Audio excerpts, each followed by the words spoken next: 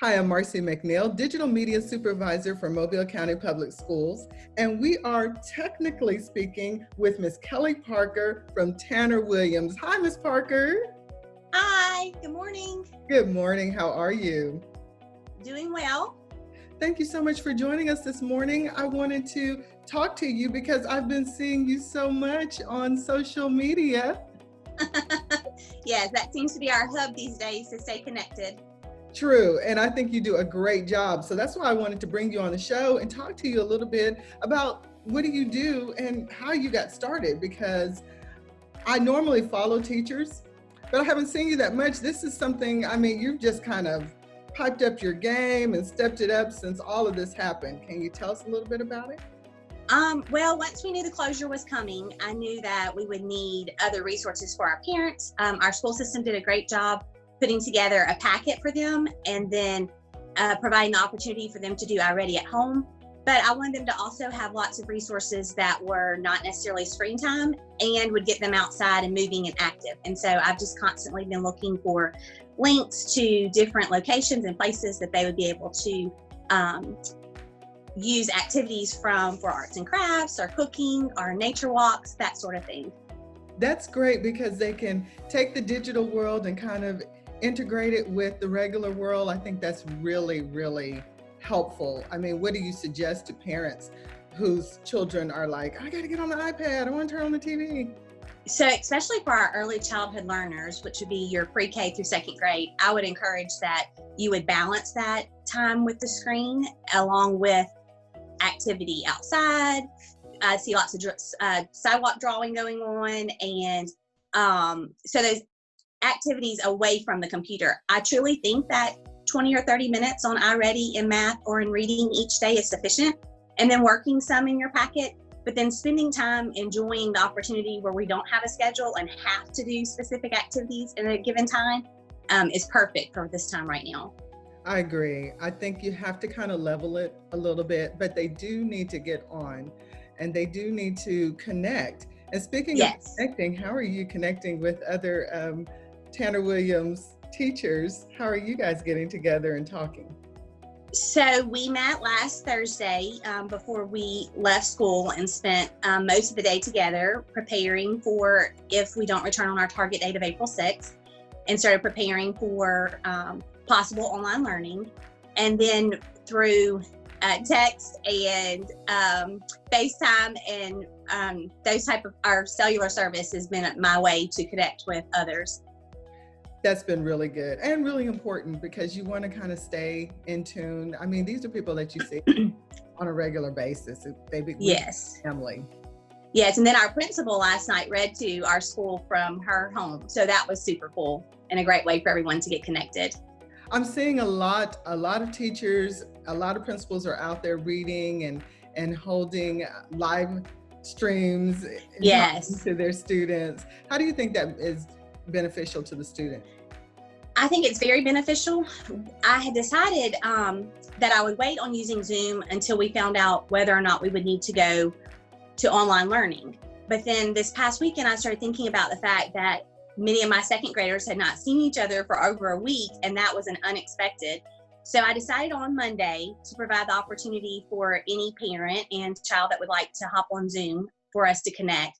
And so we did on Monday, and it was priceless. Their faces as they started to get online were so excited. And the first 15 minutes of our conversation was just each of them talking to each other and seeing each other. And so you could just tell that they needed that. They need to be able to see each other and stay connected. So Zoom is another wonderful resource to be able to do that. Yes, it is really hard. I remember growing up, I didn't have any sisters. So my sisters were actually my classmates. You know, I considered them my sisters. I needed to see them. And it's really important. I mean, it also motivates you when you see that your peers are doing things and studying and learning. It makes you want to learn as well. Yes, I agree, for sure. Peer-to-peer instruction. What do you think would be a good advice to the teacher out there who is hesitant about using video or, I don't know, I want to get students on, but I'm not sure. What advice would you give to him or her? Okay, so it is overwhelming, and So I would just encourage to take it in small steps. Google Classroom was a brand new tool for me. But what I noticed, and many of my co-teachers noticed, once we got into Google Classroom and started setting it up, it was much easier than what we had expected, and it's very user-friendly. Zoom seems to be an excellent video service. You just have to set up your account, and then once you create your meeting, it gives you the link. And so I used Messenger as a way to be able to send that link to all of my parents to make sure that they had received it, because that pops up a message that you have a notification. And Right. so it was very simple and very easy. So for someone who's never done it before, I would just encourage them to try it. And try it in small steps. Start with one tool, see if it works for you, try it. If not, start with another tool.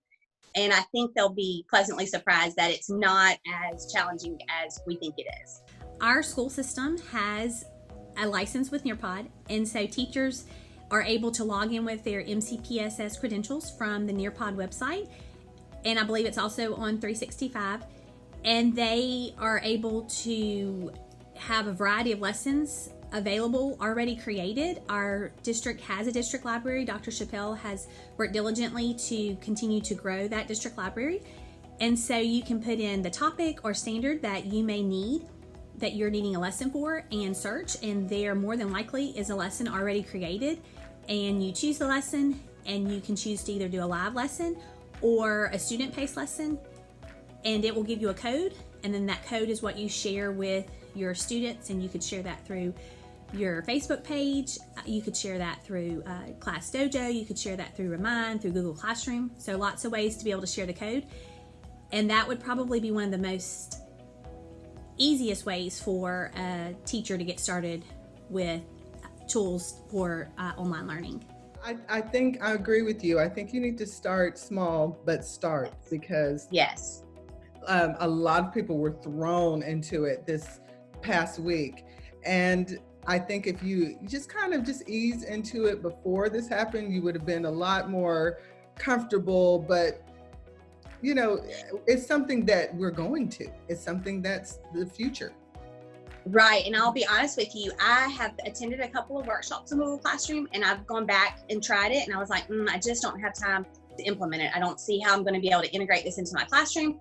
Right. So it's one of those tools that I put to the side, but having the opportunity we have at this time, I was able to truly get into the program and see how it works and learn it. And so now it'll just become another part of my everyday classroom, even when we return. So that part is neat.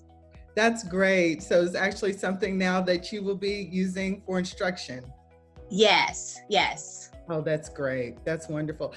Before we get off, tell us some of your favorite things that you've done on social network as far as with your children, challenging or games or. Okay, so I think probably the neatest one came about after our Zoom meeting. I had read Kindness is Cooler, Miss Ruler, and it's a group of students in a classroom who had been kept in all week because of the rain, and they had started to get kind of grumpy. And so she challenges her class to do acts of kindness.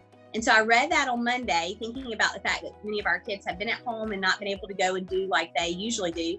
Right. So I challenged them to see how many acts of kindness we can do.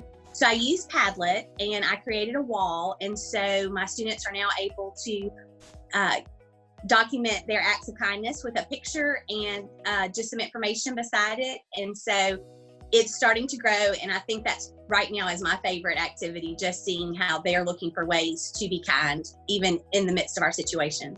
Oh, that's great. And Padlet is used in a lot of schools, so that would be an easy transition for you. Yes, it really was. And again, it was another easy way just to post the link on our class Facebook page, and then they were able just to log right into it and add their post. That's wonderful. It's wonderful what you're doing and how you're reaching out. I really enjoy following you on social media. I learned so much. Thank you. Oh, thank you so much. No Thank problem. you. Thank you so much for talking to us. You're welcome. And Glad to be here and glad to share. Oh, I'm glad that you are here. Do you want to say something to your students before we leave? Or Yes, I miss them very much, and I'm super excited for when we do get to return. But while we're out, enjoy the time, enjoy your family, do keep learning, and I will see you soon.